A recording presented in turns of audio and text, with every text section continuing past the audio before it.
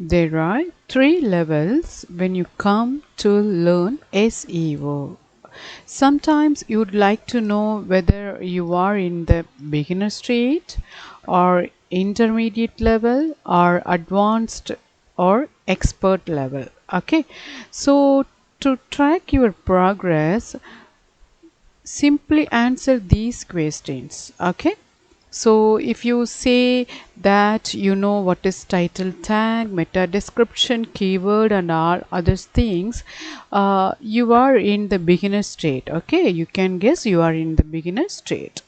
If you answer the question what is canonical, how does it work, what is its power and what is coding, if you answer these questions, of course you can be in the intermediate level. Okay, so at last, if you answer a 50 percentage answer of these questions, what are Google algorithms, what is Google Panta, Penguin and Google Hummingbird, Brain, and what are the uh, white hat, black hat and gray hat, if you answer these questions even 50 percentage, definitely you are in the expert level. So this way you can manage to understand in what level you are in.